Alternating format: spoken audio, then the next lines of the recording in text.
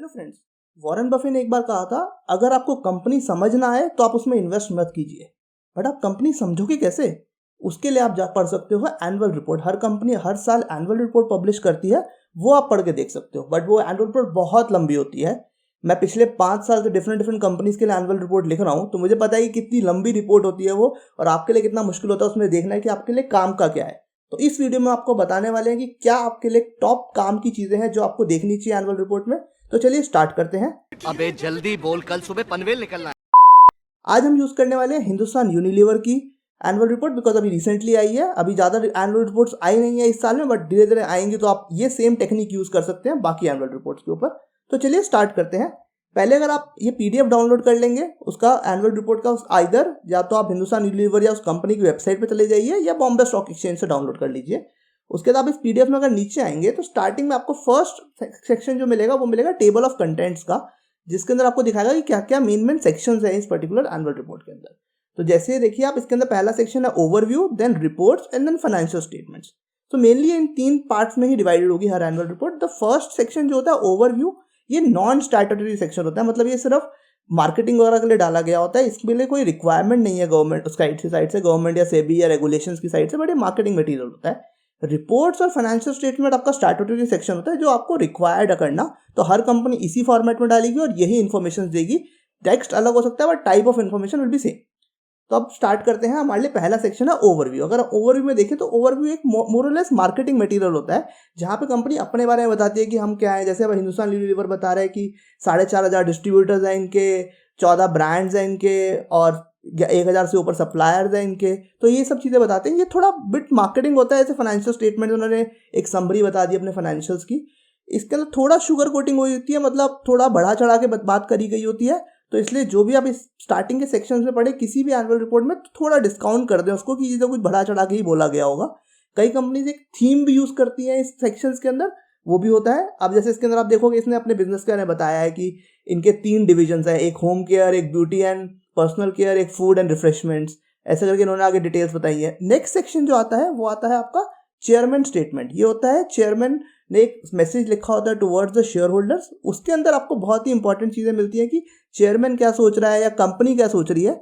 But ध्यान रखिए, कई बार ये लेटर होता है, ये चेयरमैन एग्जैक्टली नहीं लिखता, ये उनकी टीम वाले लोग लिखते हैं। चेयरमैन इज जस्ट की चेयरमैन का विजन होता है कि इस टाइप से लिखना है।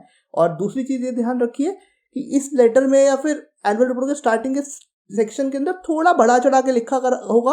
ऑब्वियसली कोई भी चेयरमैन ये तो नहीं बोलेगा कि कंपनी की बैंड बजी पड़ी है भाई, तो इसलिए थोड़ा बढ़ा चढ़ा के वो लिखेंगे। जैसे अगर आप यहाँ देखिए, ऐसे इन्होंने लिखा है last year saw some significant changes, कुछ चेंजेस हुए मार्केटिंग, इनका ऑनलाइन शॉपिंग में ज़्यादा शिफ्ट हो गया, तो उससे थोड़े कंसर्न्स आए इनके प्रोडक्ट्स के ऊपर। इन्होंने प्रोडक्ट का नाम चेंज किया अपना, और इन्होंने देखा कि लाइफ बॉय वगैरह की, जैसे सैनिटाइजर वगैरह की, इनकी थोड़ी डिमांड बढ़ गई है। वो सब चीज़ें उन्होंने लिखी हैं। तो वो सब यहाँ पे आपको डिटेल मिल जाएगी अबाउट द स्ट्रैटेजी, कंपनी क्या सोच रही है, उस साल में क्या क्या हुआ।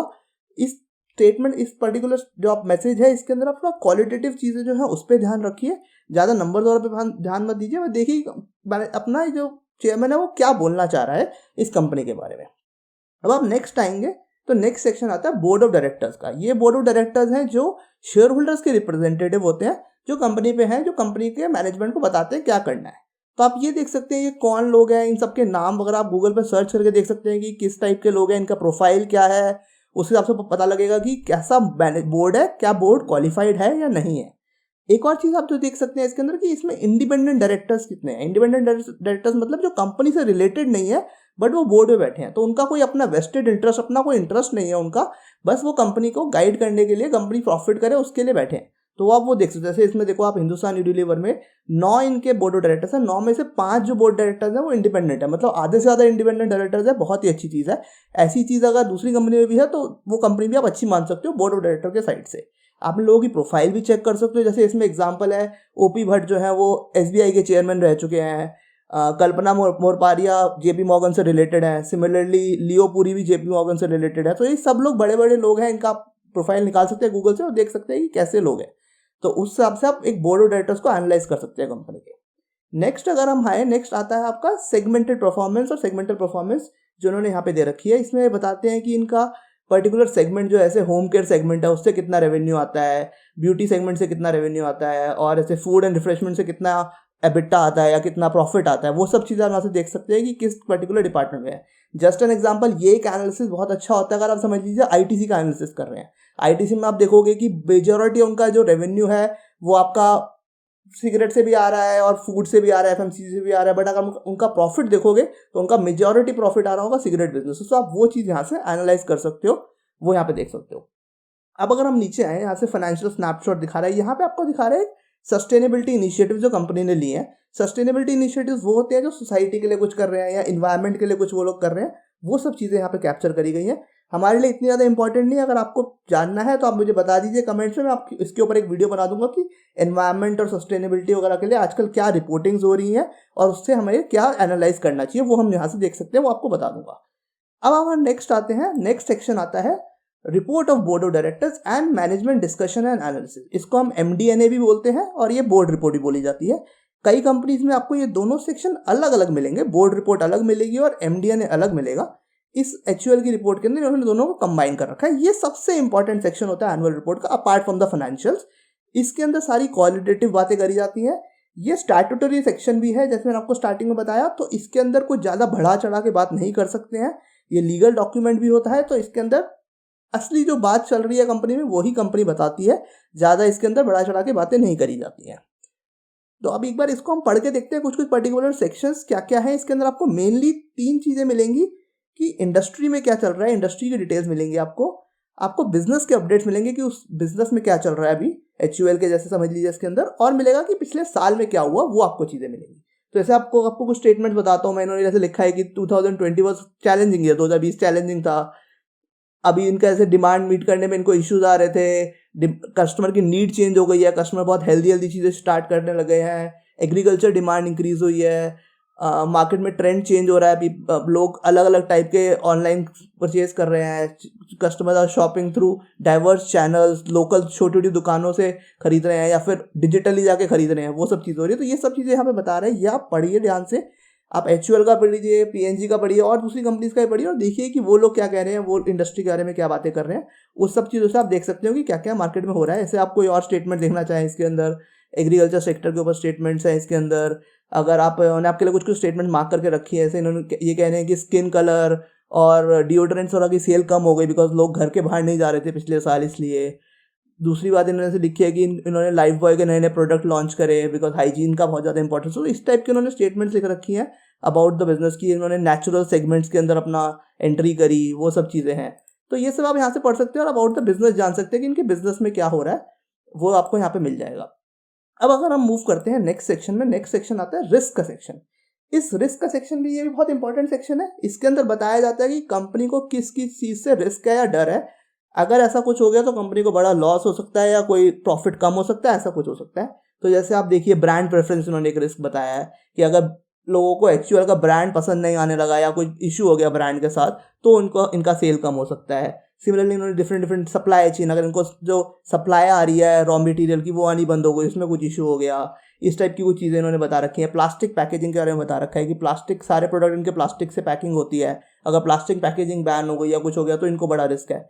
तो आप ये चीज़ें यहाँ से पढ़ सकते हैं और फिर इन चीज़ों को ट्रैक रख सकते हैं कि समझ लीजिए प्लास्टिक के ऊपर क्या हो रहा है या फिर लोग डिजिटली मूव कर रहे हैं नहीं कर रहे, वो सब है। ऐसी चीज़ें ये आप पढ़ के और देख सकते हैं कि क्या इस कंपनी के ऊपर कोई बड़ा रिस्क आने वाला है या नहीं आने वाला है। ये रिस्क फैक्टर्स हर कंपनी नॉर्मली रिपोर्ट करती है, तो आप उस हिसाब से देख सकते हैं। नेक्स्ट सेक्शन आता है एक बहुत ही इंपॉर्टेंट, आउटलुक सेक्शन। ये छोटा सा पैराग्राफ होता है कंपनी के अंदर, बट इसके अंदर कंपनी बात करती है कि फ्यूचर में उनको क्या लग रहा है आगे होने वाला है, उसके बारे में बात करती है। बिकॉज बाकी सारी चीज़ें तो पिछले 1 साल की है, क्या हुआ, ये एक सेक्शन होता है, इसके अंदर बात करती है कंपनी आगे क्या उनको उम्मीद है। तो इन्होंने जैसे लिख रखा है कि एनकरेजिंग डेवलपमेंट्स, बिजनेस सही हो रहा है, बट अभी भी टाइम लगेगा रिकवरी आने के अंदर। इन्होंने ऐसे लिखा है कि दे आर क्वाइट कॉन्फिडेंट कि लॉन्ग टर्म में FMCG सेक्टर अच्छा ग्रो करेगा। तो इस टाइप की स्टेटमेंट्स ये लोग लिखते हैं और इस टाइप का ये आउटलुक बताते हैं कि आगे क्या होने वाला है। तो वो आप पढ़ सकते हो, वो आपके लिए काम का हो सकता है। नेक्स्ट हम सेक्शन आते हैं, ये सेक्शन होता है बोर्ड रिपोर्ट का ही। इसके अंदर आता है आपके बोर्ड ऑफ डायरेक्टर्स की स्किल। तो हमने ऊपर देखा था कि बोर्ड डायरेक्टर्स कौन कौन है, बट क्या वो क्वालिफाइड है, क्या वो कंपनी चलाने के काबिल भी है या नहीं है, तो वो यहाँ से पता लगेगा आपको। जैसे अगर आप देखोगे, समझ लीजिए किसी के अंदर फाइनेंस एंड अकाउंटिंग एक्सपीरियंस, तो फाइनेंस अकाउंटिंग का एक्सपीरियंस इनमें से किस किस बोर्ड डायरेक्टर्स को है, इनके आगे टिक लगा रखा है। तो आप उससे देख सकते हैं कि कितने बोर्ड ऑफ डायरेक्टर्स को फाइनेंस की नॉलेज है, कितने बोर्ड ऑफ डायरेक्टर्स को बिजनेस स्ट्रैटेजीज की नॉलेज है या फिर डिजिटल इंफॉर्मेशन टेक्नोलॉजी की नॉलेज है, उस टाइप से आप देख सकते हो और एनालाइज कर सकते हो क्या बोर्ड इनका केपेबल है कंपनी को ग्रो करने के लिए या नहीं है। देन एक और इसके नीचे सेक्शन होता है attendance of board of directors, कि इनकी जो बोर्ड मीटिंग हुई उसके अंदर कितने बोर्ड ऑफ डायरेक्टर्स कितनी बार आए। इससे आपको पता लगेगा कि सच में बोर्ड ऑफ डायरेक्टर्स सीरियस भी है या नहीं है। क्वालिफाइड बोर्ड ऑफ डायरेक्टर्स एक बात है, बट अगर वो बोर्ड मीटिंग में ही नहीं आ रहे तो क्या पॉइंट है उनका क्वालिफाइड होने का। इसके केस में देखिए ज़्यादातर बोर्ड ऑफ डायरेक्टर्स सारी मीटिंग्स अटेंड कर रहे हैं, तो this is which is a very good thing. I am not saying कि देयर बोर्ड इज क्वालिफाइड और you should buy Hindustan Unilever, ऐसा मेरा कोई रिकमेंडेशन नहीं है। हम सिर्फ एक सैम्पल यूज करके आपको बता रहे हैं कि कैसे आप एनालाइज कर सकते हैं एक कंपनी को। नेक्स्ट सेक्शन में मूव करते हैं। नेक्स्ट सेक्शन होता है आपका एक रिजल्ट कैलेंडर। ये हर कंपनी नहीं देती, कुछ कुछ लिमिटेड कंपनीज देती है, इन्होंने दे रखा है। इसके अंदर देखिए आपने उन्होंने बता रखा है कि आपको इस साल आने वाले 4 रिजल्ट, अगले जो 4 रिजल्ट है वो किस किस डेट को आएंगे। तो उन्होंने से बता रखा है 22 जुलाई, 19 अक्टूबर, 27 जनवरी, 29 अप्रैल। तो इससे आपको पता लग सकता है कि रिजल्ट कब आने वाले हैं, उस हिसाब से आप ट्रैक कर सकते हो कंपनी को, वो एक आपके लिए चीज़ है। देन हम लास्ट सेक्शन में मूव करते हैं which is the financial section, जो एनुअल रिपोर्ट में आपकी बैलेंस शीट या पीएनएल होता है। वो एक एनालिसिस है, वो एक डिटेल्ड एनालिसिस आप कर सकते हो अगर आप करना चाहो पूरा टाइम लगा के, बट कुछ पर्टिकुलर थिंग्स आप चेक कर सकते हो। जैसे आप अगर बैलेंस शीट देख रहे हो तो उसमें आप देख लीजिए टोटल इनकी बैलेंस शीट 68,000 करोड़ की है। इसमें देख लीजिए सबसे बड़ी बड़ी आइटम्स क्या है, उनकी डिटेल्स अगर आपको देखनी हो तो वो आप देख सकते हो। डिटेल्स कैसे देख सकते हो, समझ लीजिए जैसे अगर आपको यहाँ पे देखनी है या कोई डिटेल देखनी है, जैसे अदर इंटेंजिबल एसेट 27,000 करोड़ के हैं, इसकी डिटेल देखनी है तो 4A नोट है, आप नीचे स्क्रॉल करेंगे 4A नोट आपको मिल जाएगा, वहां पे जाकर डिटेल्स देख सकते हैं। कुछ आप पर्टिकुलर चीजें देख सकते हैं, जैसे इन्वेंट्रीज हो गई। इन्वेंट्री जैसे दिखा रहे हैं 3,500 करोड़ की इन्वेंट्री है। क्या ये ज्यादा इन्वेंट्री है, कम इन्वेंट्री? अगर आप एक तरीका पिछले साल से कंपेयर कीजिए कि पिछले साल 2700 करोड़ थी, इस बार 3500 करोड़ है, ज्यादा कोई फर्क नहीं है। दूसरा आप देख सकते हो ये सेल्स का क्या परसेंटेज है। अगर 3500 करोड़ की है और आपकी सेल्स अगर आप नीचे जाएंगे तो आपका पीएनएल अकाउंट आएगा प्रॉफिट एंड लॉस। यहाँ पे आप देख सकते हो 47,000 करोड़ का इनका रेवेन्यू है, तो मतलब 35,000 करोड़, मतलब अराउंड इनके पास 1 महीने की इन्वेंट्री है। तो 1 महीने की इन्वेंट्री तो होती है, 1 महीने का अपना स्टॉक बना के रख रखा है, उतना तो ज़्यादा कोई स्टॉक नहीं है, इसका मतलब स्टॉक इनका बिक रहा है, तो सही है, कोई इशू नहीं है। सिमिलरली आप देख सकते हो ट्रेड रिसीवेबल्स, इनको पैसा कहीं किसी से को इनके आना है पैसा अगर, तो वो कितना है, कोई ज़्यादा पैसा ब्लॉक तो नहीं हो रखा है इनके कस्टमर्स के पास या किसी और के पास, तो ज़्यादा तो नहीं है, 1700 करोड़ है। ऐसे इस टाइप से आप ये चीज़ें देख सकते हो।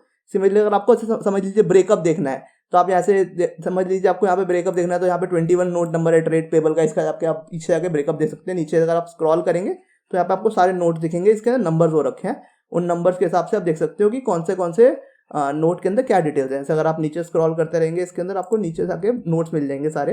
जैसे नोट आपको मैं एक नोट नंबर दिखा देता हूँ, तो नोट नंबर A है, नोट नंबर 3 है, इस टाइप से आप नोट देख सकते हो, उस नोट में आके आप चेक कर सकते हो। एक और बहुत ही इंपॉर्टेंट स्टेटमेंट होती है कैश फ्लो स्टेटमेंट। ये सिर्फ एनुअल रिपोर्ट में आती है, नॉर्मली इसको कंपनी कहीं और पब्लिश नहीं करती है ज़्यादातर।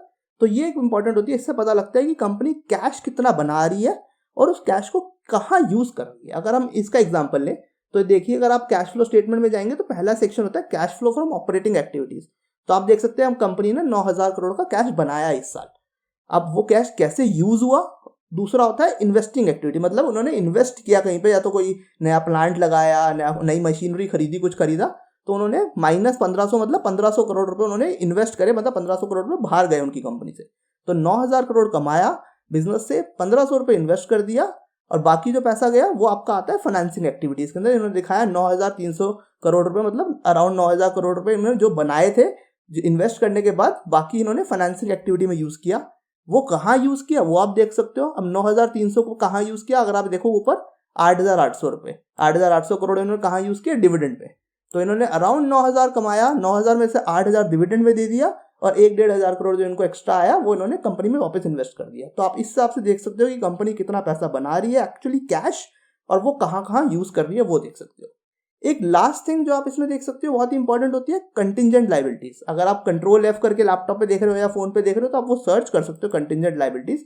ये कंटिंजेंट लायबिलिटीज एंड कमिटमेंट्स होती है।